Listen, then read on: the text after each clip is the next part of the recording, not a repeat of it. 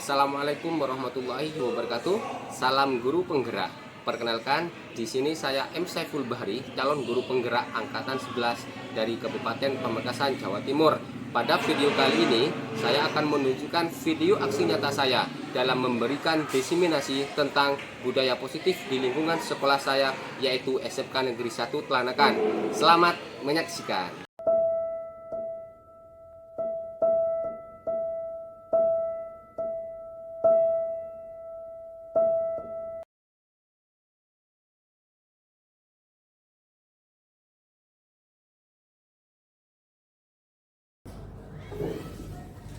Bapak Ibu, bismillahirrahmanirrahim. Assalamualaikum warahmatullahi wabarakatuh. Waalaikumsalam warahmatullahi wabarakatuh. Yang saya hormati Kepala Sekolah SMK Negeri 1 Telanakan atau yang mewakili Bapak Ibu guru SMK Negeri 1 Telanakan yang saya sangat banggakan.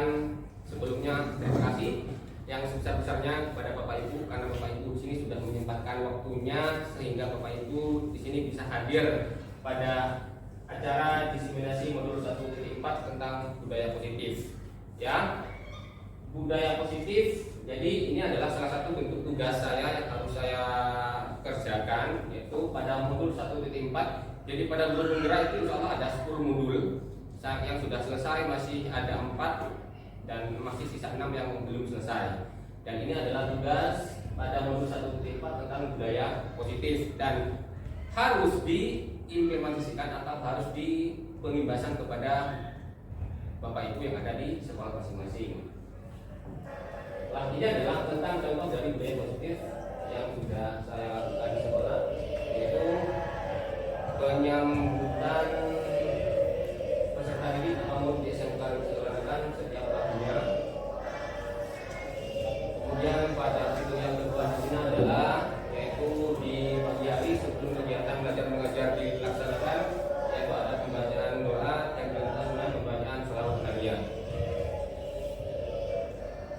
Kira-kira berdasarkan video yang saya tampilkan di sini, kira-kira ada Bapak Ibu yang ingin menyampaikan kira-kira apa itu budaya positif? Ini adalah salah satu contoh. Kira-kira apa budaya positif? Mungkin Bapak Ibu ada yang bisa menyampaikan, mungkin bisa minta tolong angkat tangan. Mungkin Pak Imam. Ya. Perilaku positif atau perilaku yang baik yang dilakukan oleh murid dan itu bisa menjadi contoh Intinya adalah perilaku murid yang mungkin bisa jadi contoh untuk lingkungan sekitar. Baik sekali, terima kasih sudah menjawab, luar biasa jawabannya. Kemudian yang kedua mungkin Pak Ridwan. Ya, terima kasih. Saya kira sama dengan alasan Pak Imam. Jadi budaya baik, budaya positif itu adalah kebiasaan yang sudah dilakukan oleh siswa dan guru yang ada di lingkungan satuan pendidikan itu, seperti yang ada di videonya Pak Sipul itu sudah sedang baik menyambut menyambut siswa di bangku sekolah di pagi hari, kemudian mulai dengan pembelajaran dengan bacaan atau ngaji bersama, itu hal-hal yang mungkin salah satu bentuk penanaman karakter, dan itu adalah kebiasaan biasanya. Terima kasih, baik sekali jawabannya dari Bapak Ridwan, terima kasih. Jadi dari apa yang sudah disampaikan sama Pak Imam kemudian juga Pak Ridwan, satu kata penyimpulan dari saya adalah tentang budaya positif adalah tentang kebiasaan. Kita cek nanti apakah betul tentang kebiasaan. Kita cek ya, ini kan seperti itu. Lah, budaya positif di sini diartikan sebagai kebiasaan di sekolah yang berpihak pada murid agar mereka dapat berkembang menjadi pribadi yang kritis, bertanggung jawab dan mandiri. Artinya apa? Kebiasaan-kebiasaan yang ada di sekolah maupun nilai-nilai yang sudah ada di sekolah yang bersikap positif, dan itu nanti kita sebut sebagai budaya positif. Harapannya apa? Kalau anak sudah menerapkan budaya positif, baik itu anak maupun pada guru, kalau sudah menerapkan budaya positif, maka insya Allah dimanapun anak-anak tersebut berada, maka budaya positif tersebut akan kita terapkan. Baik Bapak Ibu, kita lanjut. Ada beberapa konsep yang harus kita pahami. Jadi mohon maaf sebelumnya Bapak Ibu, bukan maksud saya di sini adalah untuk menggurui, tapi di sini adalah sifatnya diskusi ya. Jadi misalkan nanti pada saat saya menjelaskan ada sesuatu yang mungkin kurang baik atau kurang bagus, monggo nanti pada saat diskusi kita diskusi bareng. Jadi Bapak Ibu, konsep utama dalam budaya positif ada beberapa poin. Di sini ada 7 poin. Yang pertama adalah tentang perubahan paradigma belajar, karena di sini penerapannya di sekolah. Kemudian yang kedua adalah disiplin positif. Yang ketiga adalah kebutuhan dasar manusia, motivasi perilaku manusia, restitusi, dan yang terakhir adalah tentang segitiga restitusi. Dari masing-masing poin tersebut saya akan jelaskan satu persatu. Yang pertama adalah tentang perubahan paradigma belajar. Bapak Ibu, masih sering kita jumpai di dalam kelas pada saat kita melaksanakan kegiatan belajar mengajar. Yang kita lakukan adalah tentang kegiatan belajar mengajar yang berpusat kepada guru. Artinya guru tersebut ceramah, pokoknya saya ngajar. Yang penting saya menjelaskan, saya menyampaikan materi. Masalah anak tersebut bisa atau tidak itu urusan belakangan. Banyak paradigma yang seperti itu, banyak pikiran yang muncul seperti itu. Tetapi itu adalah hal yang kurang baik yang dapat kita sudah laksanakan. Bagaimana caranya dalam merdeka belajar, dalam merdeka mengajar? Salah satu hal yang perlu kita lakukan sebagai guru adalah bagaimana caranya kegiatan belajar mengajar yang ada di kelas itu berpusat kepada siswa. Mungkin salah satu contoh yang sering kita lakukan di kelas adalah yaitu adanya diskusi presentasi. Dengan cara seperti itu, maka anak-anak yang ada di kelas akan merasa dianggap. Oh, saya di kelas ini merasa dianggap. Saya dimintai pendapat oleh guru, kan seperti itu. Kemudian saya juga menyampaikannya seperti apa? Terserah nanti. Mungkin terserah guru yang menyiapkan seperti apa. Bisa video, bisa poster, atau bisa model yang lain. Terserah nanti ya. Di belakang akan saya juga ajarkan seperti itu. Itu adalah tentang perubahan paradigma belajar. Jadi yang mulai dari teacher center mulai sekarang kita harus berubah ke student center, pembelajaran yang berpusat kepada murid. Kemudian yang kedua adalah tentang disiplin positif. Apa makna disiplin? Ya, saya yakin Bapak Ibu sudah pasti memahami apa itu makna disiplin ya. Mungkin ini tidak perlu saya jelaskan. Disiplin di sini adalah kemampuan memerintah diri sendiri dalam mengontrol dan menguasai diri. Artinya apa? Kalau Bapak Ibu sudah mempunyai sikap disiplin positif yang ada pada diri Bapak Ibu, maka Bapak Ibu tersebut tidak akan peduli terhadap orang lain. Sebagai contoh misalkan, setiap pagi Bapak Ibu pasti berangkat ke sekolah sekitar sebelum jam 7. Itu kalau Bapak Ibu sudah tertanam pada diri Bapak Ibu bahwa disiplin positif sudah ada pada diri Bapak Ibu, maka Bapak Ibu merasa gak enak. Kalau saya sampai terlambat, saya merasa gak enak, saya merasa gagal menjadi guru, kan seperti itu. Itu kalau sudah mempunyai disiplin positif pada diri Bapak Ibu. Ya, dengan kata lain nanti di sini adalah nilai-nilai yang kita hargai adalah nilai kebajikan. Banyak macamnya nanti di sini ya tentang disiplin positif, bisa menghargai orang lain, disiplin waktu, disiplin baju dan semacamnya. Itu banyak macamnya. Kemudian yang ketiga di sini adalah tentang kebutuhan dasar manusia. Ini yang mungkin kita masih belum banyak paham. Setiap anak itu pasti mempunyai kebutuhan dasar yang berbeda-beda. Tetapi kita sebagai guru biasanya kita beranggapan setiap anak itu pasti kebutuhan dasarnya adalah sama. Mungkin anak-anak serta didik kita itu sama dengan Bapak Ibu. Kalau Bapak Ibu kebutuhan yang dipenuhi, contoh lapar Bapak Ibu ya, mohon maaf Bapak Ibu misalnya lapar, dipenuhi, dikasih makan, maka apa yang dilakukan oleh Bapak Ibu? Bapak Ibu pasti tenang, nyaman, tidak akan memberontak seperti itu. Ya, bisa jadi juga dengan anak-anak. Misalkan di kelasnya, misalkan ada anak murid yang sering mengganggu temannya, sering mengambil makanannya, itu pasti ada kebutuhan dasar dari anak itu yang masih belum terpenuhi. Ya, jadi kebutuhan dasar itu apa saja? Ada 5 macam kebutuhan dasar. Ini berlaku pada guru maupun juga berlaku pada murid. Yang pertama adalah bertahan hidup. Misalkan pakaian, makanan, tempat tinggal. Kadang ada anak yang suka usil mengambil makanannya punya temannya. Kira-kira apa yang dilakukan? Paling bisa jadi faktor utamanya adalah lapar. Kebutuhan dasar yang ada pada diri Bapak Ibu, pada diri anak tersebut tidak terpenuhi. Begitupun juga dengan Bapak Ibu. Setiap ada kegiatan, kalau kebutuhannya terpenuhi, insya Allah kegiatan tersebut akan terlaksana dengan baik dan juga lancar. Tapi kalau ada kebutuhan yang tidak terpenuhi, ada sesuatu yang tidak dikabulkan, diinginkan, maka bisa jadi hal itu akan menjadi berontak. Ya, dan itu rentan sekali akan terjadi di sekolah maupun di lingkungan yang lain. Yang kedua adalah kasih sayang dan rasa diterima. Contohnya seperti apa? Misalkan kerjasama, menjadi bagian dalam kelompok. Ya, yang ketiga adalah penguasaan. Ada anak yang mungkin peserta didik di sekolah itu yang mungkin agak keras. Mungkin dia anggapannya adalah saya harus menjadi raja, saya harus menjadi ratu di kelas, maka saya harus menindak teman-temannya. Mungkin ada yang beranggapan seperti itu, karena kebutuhan dasar dalam dirinya sudah tertanam di situ. Kemudian yang keempat di sini adalah tentang kebebasan. Banyak kita jumpai di sekolah ada anak yang mungkin merokok. Karena apa? Karena kebebasannya tidak terpenuhi di situ. Akhirnya apa? Dia melakukan segala cara. Misalkan merokok di kamar mandi, dan itu adalah hal yang kurang baik. Maka seperti apa yang harus kita lakukan oleh guru?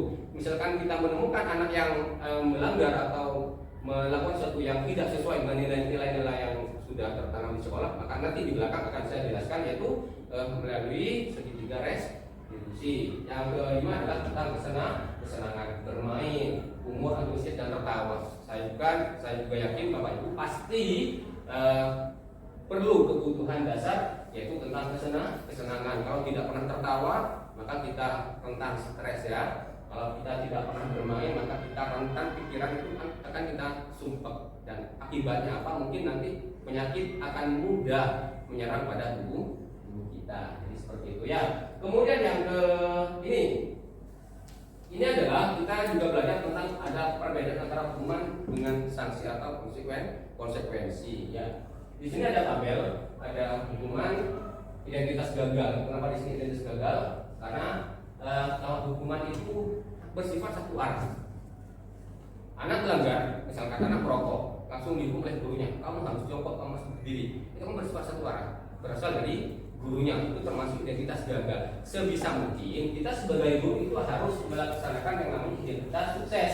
Agar apa? Agar nantinya terbentuk yang namanya disiplin. Di mana dalam disiplin di sini ada dua, yaitu ada konsekuensi dan ada restitusi. Restitusi nanti di belakang. Sedangkan konsekuensi itu biasanya tentang nilai atau kesepakatan yang sudah disepakati. Kalau anak melanggar ini, konsekuensinya apa? Seperti itu ya. Saya lanjut. Kemudian semua perilaku memiliki tujuan. Ini adalah teori motivasi perilaku manusia, dan ini berlaku pada peserta didik kita maupun kepada guru. Apakah ada guru, Bapak Ibu misalkan yang melakukan, saya harus berangkat pagi karena saya akan dimarah oleh Pak Ustaz misalkan, oleh kelas sekolah. Ada di sini. Jadi teori motivasi di sini ada 3. Ada yang pertama, kedua, yang ketiga. Bapak Ibu nanti mungkin tinggal introspeksi teori motivasi apa yang sudah Bapak Ibu lakukan. Dan ini juga berlaku pada murid. Yang pertama adalah untuk menghindari ketidaknyamanan atau hukuman. Jadi Bapak Ibu atau peserta didik kita mengerjakan tugas dengan tujuan apa? Biar saya tidak dihukum oleh guru. Itu adalah teori yang pertama. Teori motivasi yang pertama di sini adalah tentang motivasi eksternal. Artinya apa? Peserta didik melakukan atau melaksanakan atau mengerjakan tugas itu karena dari luar, yaitu karena takut dihukum oleh gurunya. Itu yang pertama. Kemudian yang kedua di sini adalah untuk mendapatkan imbalan dari orang lain atau institusi. Misalkan saya harus berangkat jam 6, saya harus pulang jam 5 agar nanti saya dapat penghargaan dari kepala sekolah sebagai guru yang paling betah di sekolah, seperti itu. Itu adalah motivasi yang kedua. Itu bukan dari diri pribadi ya, itu bukan dari dalam diri Bapak Ibu. Anak juga seperti itu. Itu adalah juga termasuk motivasi eksternal. Dan saya yakin kalau peserta didik kita yang ada di sekolah maupun yang ada di kelas itu kebanyakan melaksanakan teori yang nomor 1 maupun yang nomor 2. Mungkin ada beberapa yang sampai ke nomor 3. Tapi kalau Bapak Ibu saya yakin pasti sudah melakukan motivasi yang nomor 3, yaitu motivasi internal, yaitu untuk menghargai diri sendiri. Ya, saya akan menjadi orang yang seperti apa bila saya melakukannya. Jadi sudah ada dalam diri Bapak Ibu. Kalau saya terlambat, kalau saya pulang cepat, misalkan kalau saya tidak mengerjakan apa yang sudah diperintahkan, saya akan merasa tidak nyaman dan tidak enak kan, seperti itu. Itu kan sudah ada pada diri Bapak Ibu. Jadi teori motivasi di sini ada 3. Kemudian yang tadi, ini lanjutannya yang tadi ya. Kita belajar tentang hukuman atau konsekuensi. Contoh, kita belajar misalkan di sini. Lari mengelilingi lapangan basket 2 kali karena terlambat hadir di sekolah. Kira-kira ini apakah termasuk hukuman atau masuk konsekuensi. Hukuman ya. Kemudian yang kedua, membersihkan coretan yang dibuatnya di meja tulis. Konsekuensi. Yang ketiga apa?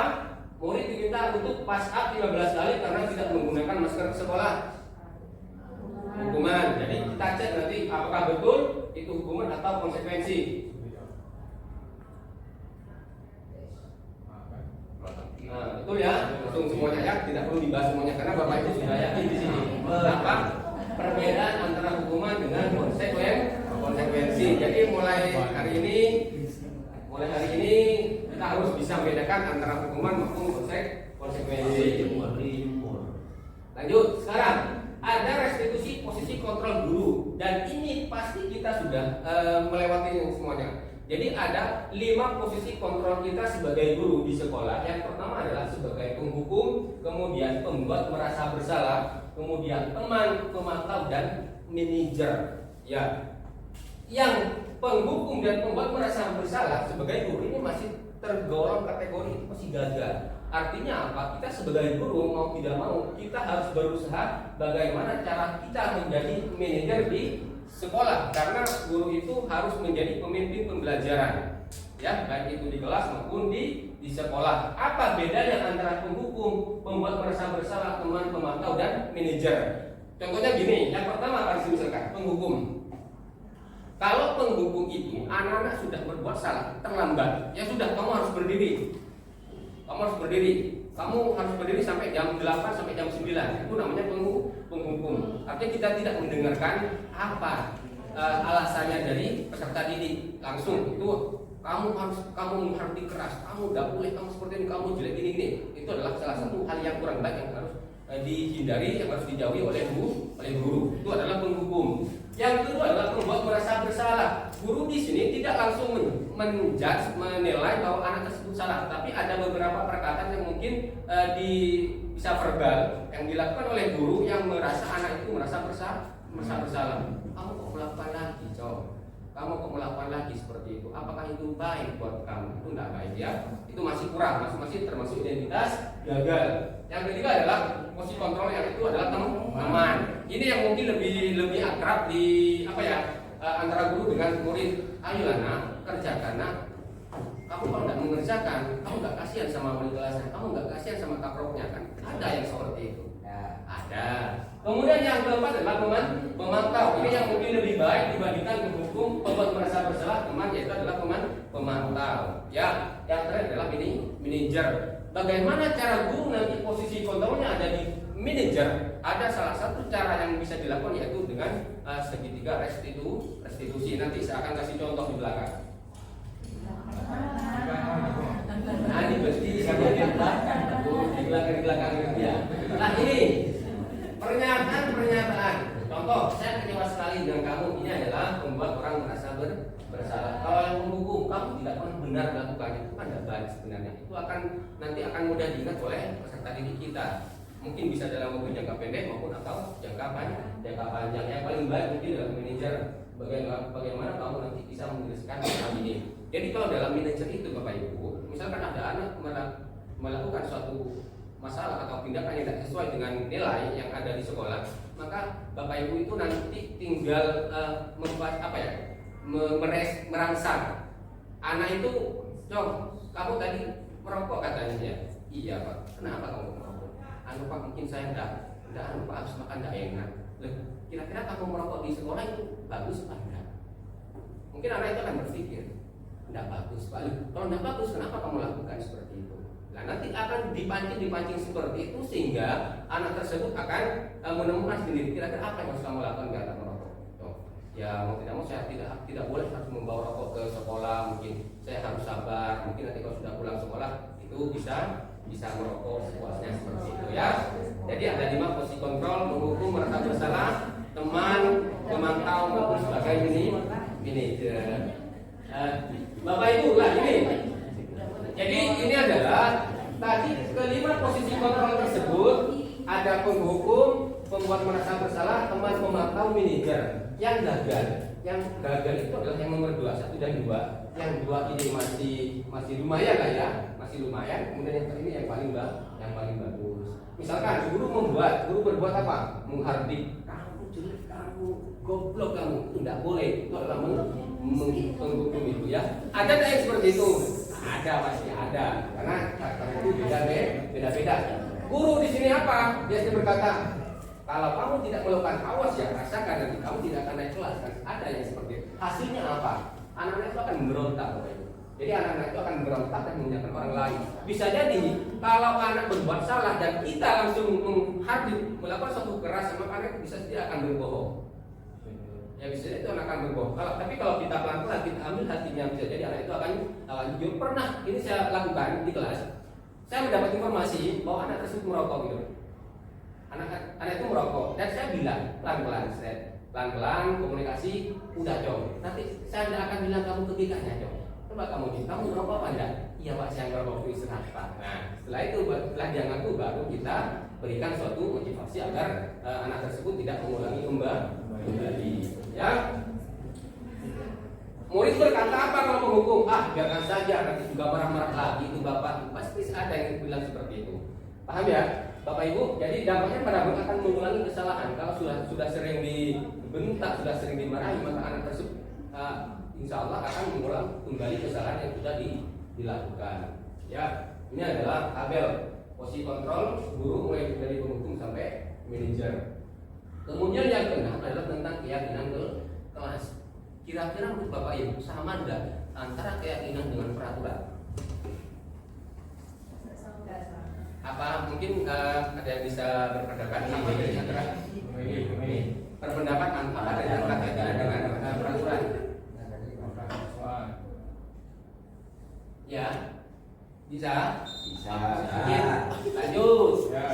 Lah, ini adalah tentang positif. Jadi bedanya antara keyakinan dengan peraturan. Kalau peraturan itu adalah dia bukan dari diri peserta didik, artinya dia dari luar satu arah. Sekolah yang buatkan peraturannya di sekolah, tidak boleh ini, tidak boleh ini, tidak boleh ini. Dan kebanyakan kalimatnya adalah kalimat yang negatif. Kita harus sebisa mungkin harus menghindari kata tidak.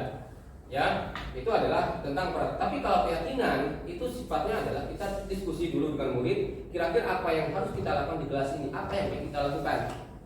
Satu Pak, tidak boleh datang terlambat misalkan. Itu sebenarnya kan ada kata-kata tidak, itu tidak boleh, tidak baik. Lambat sebagai guru kita harus memvalidasi. Tidak boleh terlambat, itu kan kalau diganti dengan kalimat seperti ini boleh apa tidak? Nah misalkan datang tepat waktu, kan sama aja intinya seperti itu. Jadi sebisa mungkin kita sebagai guru itu harus memberikan konotasi tidak, karena kata tidak itu rentan untuk dikerjakan secara berulang-ulang karena itu adalah bersifat larangan. Ya, jadi di sini budaya positif. Kalau peraturan awalnya mungkin ada peraturan kelas. Kalau sudah ada peraturan kelas gimana Pak? Jadi dari peraturan kelas itu nanti kita rubah dulu ke keyakinan kelas. Kalimat yang negatif yang tidak boleh datang tepat waktu, tidak boleh terlambat, tidak boleh ini, tidak boleh makan. Nanti kita rubah dulu ke keyakinan kelas. Kita rubah ke kalimat positif. Kalau sudah keyakinan kelas sudah terbentuk, baru nanti akan terbentuk lingkungan positif. Kalau sudah lingkungan positif sudah aman, baru budaya positif tersebut akan tertanam pada suatu institusi atau pada sekolah tertentu. Jadi kuncinya di mana? Di kelas masing-masing. Kalau masing-masing kelas sudah nyaman, maka insya Allah budaya positif akan mudah terbentuk. Jadi misalkan peraturan seperti ini, selalu kembalikan buku ke tempatnya, dilarang mengganggu orang lain, sama aja kan? Artinya dengan menghormati orang lain dan diri sendiri itu bedanya. Ya, intinya sama, tapi kalimatnya di sini berbeda. Dilarang menggunakan narkoba, bisa jadi kan menghormati diri sendiri maupun orang lain, atau jagalah kesehatan, kan sama aja ini. Ya, Bapak Ibu, kemudian pembentukan keyakinan kelas. Jadi dalam pembentukan keyakinan kelas maka guru tersebut harus berdiskusi dengan murid. Nanti baru guru adalah untuk memvalidasi. Ini adalah salah satu contoh keyakinan kelas yang sudah saya bentuk. Saya lupa untuk mendokumentasikan. Jadi ini adalah saya meminta pendapat dari anak-anak di kelas. Atau misalkan yang pikir datang lebih awal, ini tulisannya saya Bapak Ibu. Jadi yang pertama ini saya tugasnya untuk merangsang gimana caranya anak-anak tersebut menulis pendapatnya seperti apa. Kemudian yang kedua, ini kan tulisannya anak-anak ini menjaga kebersihan, buang sampah pada tempatnya. Ini kan sama, dilarang buang sampah. Yang ketiga di sini adalah keluar izin bapak atau ibu guru. Ini adalah keyakinan kelas yang sudah dibentuk di TKI. kemudian datang tepat waktu, mengerjakan tugas tepat waktu. Di sini tidak ada satu yang masih ada kalimat negatif, yaitu di poin mana kita sini kan? Tidak boleh membuli teman. Karena waktu itu saya apa kalimatnya? Saya lupa, ternyata setelah saya ikut grup penggerak, saya bisa paham, yaitu menghargai teman maupun diri sendiri. Jadi saya masih belum menemukan perkataan yang positif itu. Jadi yang lain insya Allah sudah positif. Pegang kaki saat istirahat, artinya apa? Tidak boleh pegang kaki pada saat kita kegiatan belajar mengajar. Nah, ini adalah kelas yang sudah saya buat di kelas saya. Kemudian yang terakhir, ini adalah segitiga restitusi, tidak jauh berbeda. Dalam segitiga restitusi di sini ada tiga. Yang pertama tentang validasi tindakan yang salah. Kemudian yang kedua adalah yang pertama adalah menstabilkan identitas. Yang kedua yaitu validasi tindakan yang salah, dan yang ketiga adalah menanyakan keyakinan. Ini yang kita sebut sebagai restitusi. Jadi kalau ada masalah di sekolah, ada tindakan yang kurang tepat, maka segitiga restitusi ini adalah cara yang paling ampuh yang bisa dilakukan oleh Bapak Ibu guru. Ya, sebagai contoh, kalimatnya seperti ini, menstabilkan identitas. Setiap orang pasti pernah melakukan kesalahan. Misalkan ada anak terlambat, kamu terlambat. Saya yakin kamu itu pasti punya alasan, itu nanti ada di tahap yang kedua, itu validasi tindakan. Ya, kira-kira kamu punya alasan apa? Kenapa kamu bisa sampai terlambat ke sekolah? Pak, tadi saya kesiangan, akhirnya saya agak siang mandinya, dan akhirnya apa? Saya terlambat datang ke sekolah. Apa yang kamu sudah lakukan itu sudah benar atau salah? Nanti itu masuk ke menanyakan keyakinan. Jadi contohnya nanti akan dibawa. Jadi tahap yang pertama dalam segitiga restitusi itu adalah menstabilkan identitas. Jadi misalkan pada saat itu anak marah, kita stabilkan dulu emosinya. Jadi anak pada saat marah itu kita stabilkan. Kita guyonin saja di awalnya. Assalamualaikum, kamu gimana kabarnya? Kamu sehat hari ini? Alhamdulillah sehat. Seperti itu adalah menstabilkan identitas. Jadi awalnya mungkin anak marah, itu bisa jadi anak seperti semakin lama akan semakin baik, semakin halus kan, seperti itu. Yang kedua ini adalah validasi tindakan. Kamu mesti punya alasan. Misalkan kenapa kamu mau merokok? Ya, kamu patut bangga pada dirimu sendiri karena kamu misalkan telah melindungi sesuatu yang penting buatmu, misalkan seperti contohnya bertengkar atau apa, kamu melindungi temannya, akhirnya kamu kena masalah juga, seperti itu. Yang ketiga adalah menanyakan keyakinan. Kira-kira kamu berbuat terlambat ini, kira-kira kamu sudah melanggar keyakinan kelas enggak? Kamu sudah, iya Pak, apa? Datang ke waktu. Kira-kira apa yang kamu bisa lakukan kalau kamu sudah melanggar keyakinan? Saya insya Allah besok tidak akan terlambat, pasti akan datang lebih awal. Apa yang harus kamu lakukan? Mungkin saya akan mandi lebih awal, saya akan bangun lebih awal, saya tidak akan tidur larut malam, seperti itu. Itu adalah bagaimana cara kita membedakan ketiga restitusi ini atas nama Rasa Saputra di kelas 11 TKI. Anak ini sering terlambat. Jadi saya terapkan segitiga restitusi. Pertanyaannya sama dengan apa yang disampaikan sama Pak Tuan tadi, sama Pak Ridwan. Jadi ini kejadiannya bukan di kelas, tapi pada saat kegiatan kosong, pada saat kegiatan itu sudah selesai, Ustaz, anaknya jadi minta bertanggung jawab dengan saya. Kok ada suaranya? Tahu? Siapa itu?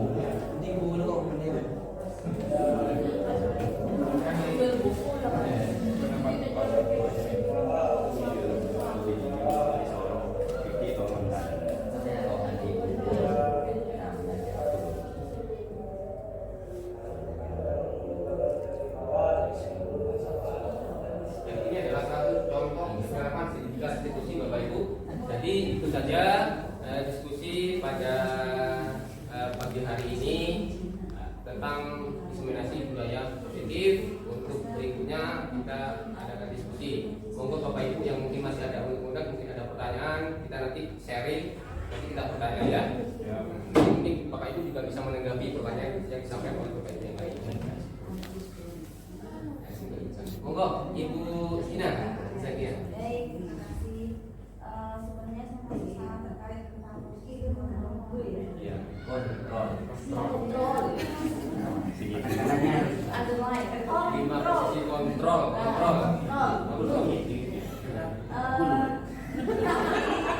Perlu menjelaskan bahwa sebenarnya kita berada di posisi manajer. Betul, Ibu. Karena itu dianggap yang sukses, yang tidak gagal gitu ya. Kalau masih di posisi pemukul, dianggap tidak sukses atau gagal gitu. Sebenarnya saya yakin semua teman-teman guru itu sudah pernah melewati 5 posisi itu semuanya, Betul. dari pembuku sampai ke manajer. Kalau misalnya terjadi sesuatu di kelas yang ternyata harus memaksa kita tidak bisa menjadi manajer untuk menyelesaikan satu permasalahan dari siswa, mungkin karena sudah terlalu sering berkali-kali rasanya skip dulu gitu kan ya, kayaknya kita sudah nggak bisa untuk menjadi manajer untuk kasus anak itu. Apakah kita diizinkan untuk melakukan penghitung? Karena kalau terus dibuat gaya manajer, kayaknya anak ini kok lama gitu kan ya, kayaknya nggak sukses, kayaknya ini boleh agak sedikit gitu. Jadi kita jadi menghubung, boleh kan? Misalnya kayak kita jadi teman kan teman juga masuk ke bagian yang tidak ini ya, Masih ya bagus. lumayan bagus ya teman. Banyak kasus yang saya sendiri menganggap siswa itu sebagai teman. Jadi kok lama-lama, gampang, itu bisa ini gampang, tugasnya harus dikerjain nanti gampang seperti itu. Akhirnya yang kita awalnya pengen jadi teman supaya anak itu lebih nyaman dengan kita saat berada di kelas, atau lebih nyaman berkomunikasi dengan kita walaupun bukan di dalam kelas gitu. Tapi kalau lama-lama efeknya anak itu jadi malah menganggap kita enteng kayak gitu. Nah, apakah ini gimana ini menurut Pak Sepul gitu ya? Ya, betul. Satu pertanyaan ya Bu ya. Ya. Mungkin langsung saya jawab. Terima kasih, pertanyaannya luar biasa. Dan ini perlu saya berpikir lebih keras lagi untuk menjawab pertanyaan ini ya. Dan ini bukan hanya pada Bu Ina Zakia, ini mungkin juga berlaku atau sering dijumpai oleh guru-guru yang lain. Jadi begitupun saya sudah 7 tahun menjadi guru, jadi saya juga pernah berbuat baik. Anggapan saya sebagai guru itu biar anaknya itu lemah lembut dan semacamnya, karena kita mungkin sudah melakukan pendekatan, kita mengajarkan biasa yang menjadi guru sebagai teman. Kemudian lama-kelamaan dengan peserta didik, kita sebagai guru dianggap remeh, dianggap enteng. Udahlah, itu bestie, mungkin ada yang seperti itu beranggapan. Bagaimana respon saya sebagai guru Pak pada hal yang seperti itu? Sebenarnya kalau kita berbicara apakah boleh kita melaksanakan hukuman kepada peserta didik, itu tidak boleh sebenarnya. Itu tidak boleh. Jadi langkah apa yang harus kita lakukan? Misalkan ada anak yang mungkin secara berulang-ulang melakukan kesalahan yang sama, yang perlu dilakukan oleh Bapak Ibu guru mungkin atau mungkin bisa tanggapan dari Bapak Ibu yang lain. Yang pertama adalah kita harus berani mengambil hatinya. Kita coba dekati. Tetapi pendekatan ini tidak boleh dilakukan di kelas. Kita coba boleh panggil pada saat jam istirahat atau pada saat pulang sekolah, kita ambil hatinya, kita dekati, coba diskusi aja. Tapi diskusinya jangan yang bersifat keras ya, tapi ambil santai aja. Mungkin sambil aja kalau di sekolah ini mungkin sambil aja minum es kopi atau apa, es kopi, es kafe atau apa dan semacamnya lah. Jadi akan ada di Teva itu ada minuman, kemudian mungkin juga bisa dibawa ke Teva, bisa makan bakso bareng. Dibayari. Mungkin awal-awal tidak apa-apa. Awal-awal mungkin kita mendekatkan secara personal, kita dekati secara personal aja. Mungkin awal-awal pada saat bicara itu tidak langsung ke masalah yang sudah dibuat, tapi nanya aja basa-basi gitulah pendekatan. Kalau nanti terus jatuhnya ke pembuat merasa bersalah. Nanti dari kelima posisi kontrol itu harus ada tahapannya. Nanti semakin lama kan ada nanti. Cuma mungkin masih kalau saya di guru penggerak itu ada di modul 2 titik sekian itu ada yang namanya mindfulness. Makanya kemarin waktu ada Ibu Lydia itu kita kan sebagai guru kan diajar mindfulness gitu, diajar santai, mengikuti apa perkataannya beliau. Gimana caranya biar kita itu bisa introspeksi, tapi gagal kan? Karena pesertanya itu kan nggak mau menerima kan seperti itu. Jadi tergantung keyakinannya apa nanti. Jadi nanti Bapak Ibu dalam guru penggerak itu juga diajari ada istilah yang namanya mungkin coaching ya. Ada beberapa perkataan yang mungkin nanti bisa disampaikan. Gimana caranya biar anak-anak itu menjadi lebih menerima dan lebih halus dan semacamnya. Jadi kalau mau dibilang boleh nggak mendukung, nggak boleh. Jadi kita sebagai guru itu tetap harus gimana caranya biar anak itu tetap kita sebagai guru harus berada di posisi manajer. Ada tahapannya. Jadi memang sebagai guru kita itu harus sabar. Karena yang kita hadapi itu bukan hanya satu dua, banyak. Latar belakangnya beda, ekonominya beda, gaya belajarnya beda, kemauannya juga beda, visinya yang datang ke situ juga beda-beda. Ada yang tujuannya mencari cewek mungkin ada yang untuk belajar, ada yang hanya untuk biar tidak dimarahi oleh orang tua, ada seperti itu. Ya. Jadi yang terpenting adalah kita harus bagaimana cara mengambil hatinya si anak tersebut. Gimana caranya nanti mungkin dengan pendekatan yang mungkin lebih baik lagi, nanti anak itu tidak akan mengulangi. Gimana caranya kalau ada kita ketemu dengan murid yang sudah kita anggap sebagai teman, kemudian tapi anak itu malah remeh kepada kita. Apa yang harus kita harus tegas. Kita harus tegas. Kalau pada saat kelas, maka kita harus tegas. Posisinya adalah kita sebagai guru, murid sebagai peserta didik. Dimana harus ada gapnya, harus ada jarak di situ. Tetapi kalau ada di luar, kita mungkin bisa komunikasikan lebih lanjut seperti itu. Ya. Jadi kita harus tegas baik itu dari segi sikap maupun dari segi perkataan guru kepada murid. Mungkin gimana Bu Mira Sadia? Boleh ya. Yang lain mungkin ada pertanyaan atau sudah cukup? Satu aja ya mungkin. Selain itu bisa kalau ya monggo silakan. Baik, begini Silakan Mas. Pak Saiful. Saya mengingat yang tadi dicontohkan Pak Saiful ya.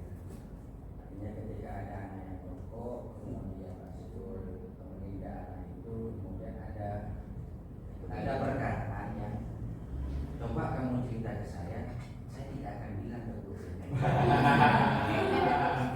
Artinya begini, saya tidak akan membicarakan tentang Pak Saiful.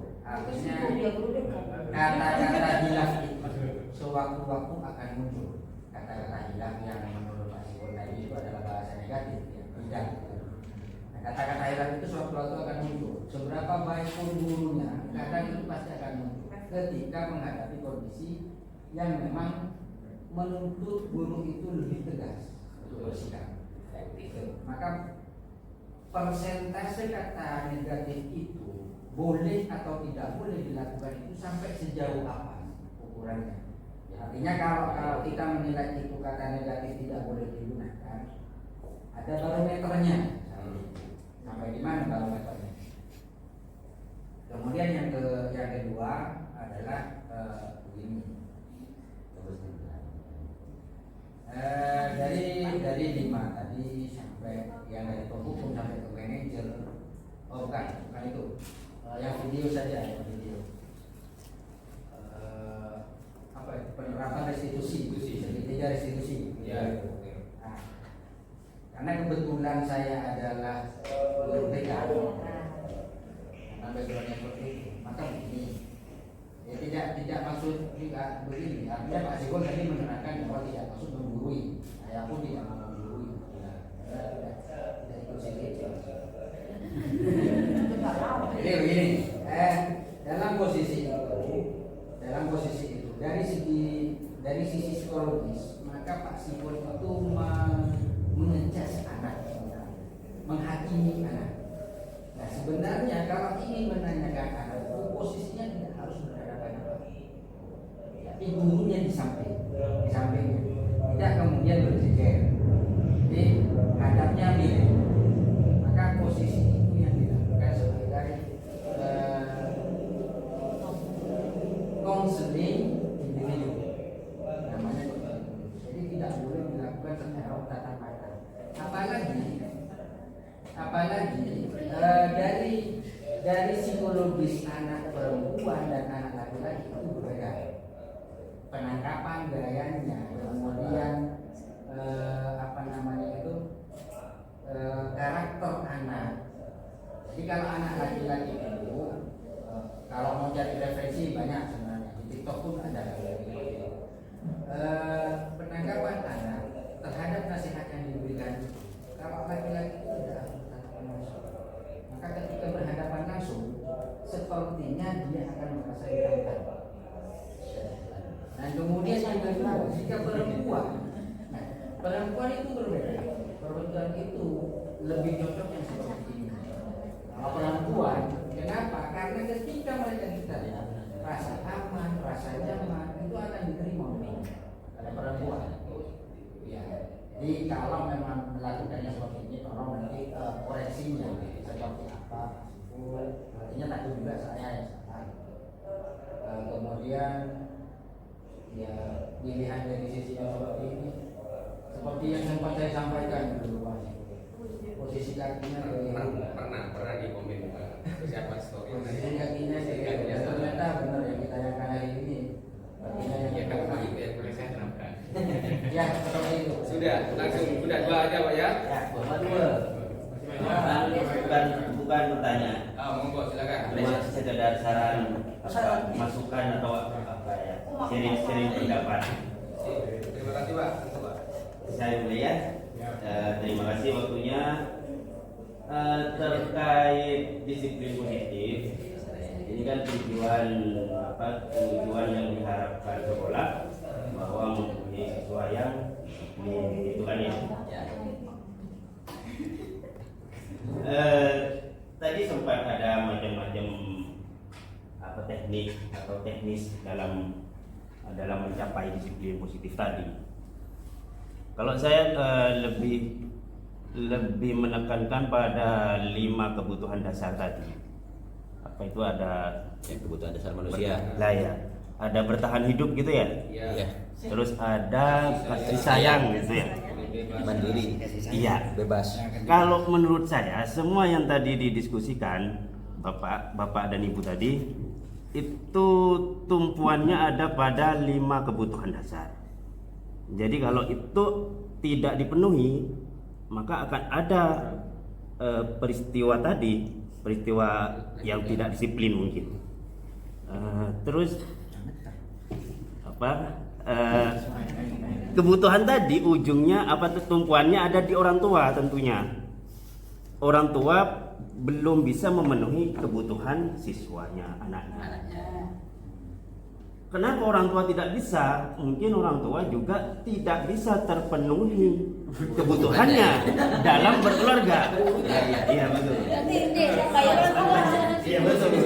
Entah dia sibuk mencari kerja atau Cari uang. atau karena dia belum, kalau sudah dapat kerja tapi kurang pendapatannya mungkin. Sebab akibat. Iya. Dan titik akhirnya yaitu ada pada pemerintah. Ada yang bisa memikirkan rakyatnya, bisa memenuhi kebutuhan rakyatnya. Jadi tugas Akhirnya sistem di sekolah juga menjadi rusak. Bukan rusak sih, tidak sesuai.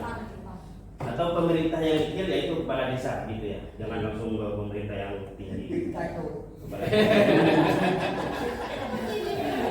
Jadi mungkin dari guru penggerak, calon guru penggerak ini mungkin apakah ada turun ke masyarakat terkait diskusi terkait apa? Tidak Pak, tidak ada Pak. Hanya ke sekolah. Utamanya peserta didik. Komunitas partisi ada. Stakeholder istilahnya. Kalau masyarakat selalu tidak ada Pak.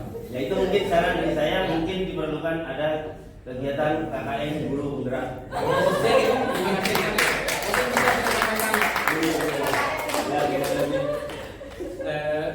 Terima kasih. Terima kasih kepada Pak Imam atas jawab pertanyaannya dan juga Pak Hendra atas masukannya luar biasa. Dan dengan adanya diskusi sharing seperti ini, saya banyak banyak menemukan ilmu yang sebelumnya belum pernah saya dapatkan. Dan itu di buku maupun di selama saya mengajar. Yang pertama, saya mencoba mau merespon isi pertanyaan dari Bapak Imam, yaitu barometer kata tidak itu ada apa tidak gitu loh. Mungkin sebelum menjawab saya terkait dengan pernah saya ceritakan kejadian yang dulu pernah saya lakukan kepada murid terkait dengan coba kamu ceritakan. Saya tidak akan bilang ke guru BK itu memang kurang baik. Itu apa ya? Seketika aja itu keluar gitu, itu kurang baik dan itu tidak akan saya ulangi kembali dan saya tidak akan lakukan lagi kepada peserta didik. Itu yang pertama. Yang kedua adalah barometer kata tidak. Apakah ada ukurannya? Apakah ada patokannya? Tidak ada patokannya. Masalah barometernya ada. Barometer terkait dengan kata tidak itu berapa? Tetapi kita sebagai guru maka kita harus berusaha bagaimana cara kita meminimalisir kata tidak itu tidak keluar sesering mungkin. Jadi kalau misalkan kita adalah posisi sadar, maka gimana caranya agar kata tidak itu tidak keluar. Tapi kalau misalkan hilaf, posisi kita tidak lagi nyaman, misalkan apakah boleh? Ya boleh-boleh saja dengan catatan 1 atau 2 kali dan itu tidak boleh kita lakukan sesering mungkin. Ya, namanya manusia itu kan tidak ada yang sempurna Bapak Ibu. Kita pasti pernah melakukan sesuatu yang namanya kesalahan, ya. Tapi gimana caranya agar kita tetap berusaha sebaik mungkin. Itu yang pertama. Yang kedua adalah tentang konseling individu dan ini alhamdulillah saya dapat ilmu baru. Kalau tadi bimbingan kalau anak peserta sasarannya itu adalah cowok maka itu tidak boleh berhadapan. Terima kasih banyak. Ini adalah ilmu baru bagi saya juga mungkin bagi guru yang lain pada saat ini hadir. Artinya apa? Kalau pada sasarannya adalah cowok peserta didik yang laki maka kita tidak boleh menatap. Malah awalnya saya beranggapan kalau cewek malah saya tidak boleh menatap secara langsung. Takutnya terpesona atau seperti apa? Takutnya baper atau seperti apa itu ceweknya. Nah itu. Nah tapi alhamdulillah dengan adanya diskusi diseminasi budaya positif hari ini yang sudah luar biasa. Ini menjadi ilmu baru bahwasanya kalau kepada tadi yang cowok kita tidak boleh melihat secara langsung, tidak boleh bertatapan muka.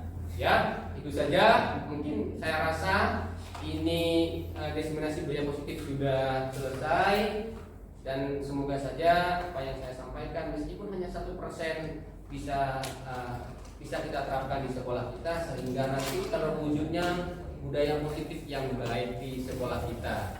Sehingga harapannya kita nanti kita bisa mencerdaskan peserta didik yang insya Allah punya keunikan masing-masing.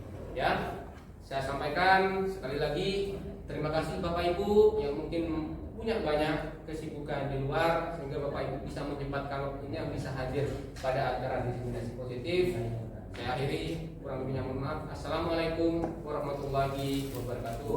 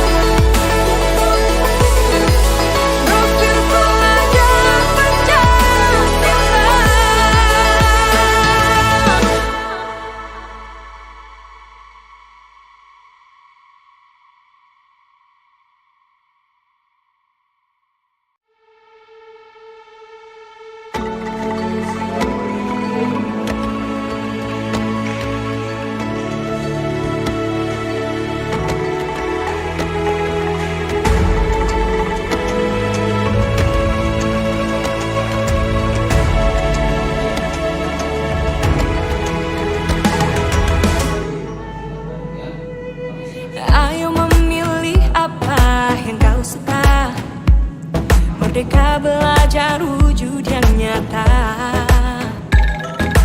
Raih mimpimu juga cita-cita. Generasi emas Indonesia. Profil pelajar Pancasila tanamkan di dalam dada. Profil pelajar Pancasila, cerdas berkarakter itu kita.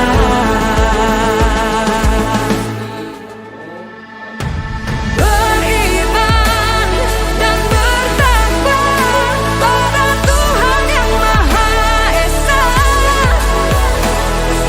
Berakhlak mulia, berkebinekaan global kita. Gotong royong, berjiwa mandiri, berpikir kreatif dan bernalar kritis. Perbedaan bukan suatu halangan untuk kita saling bergandeng tangan. Bhinneka Tunggal Ika, semboyan negeri kita yang harus kita jaga bersama. Profil pelajar Pancasila tanamkan di dalam dada. Profil pelajar Pancasila, cerdas berkarakter itu kita.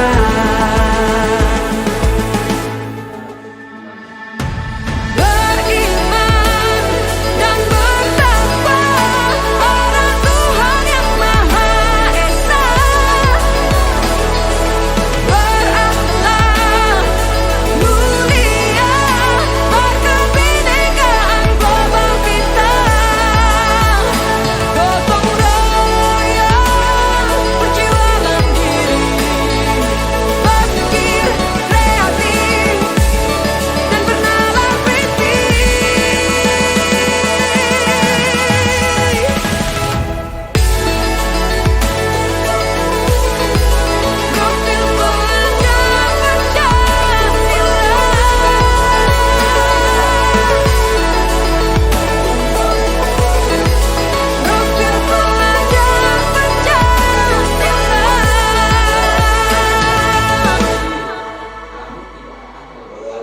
Ya Pak, Iya sama Bapak. ya Pak, Apa yang harus kamu lakukan biar tidak terlambat lagi? saya akan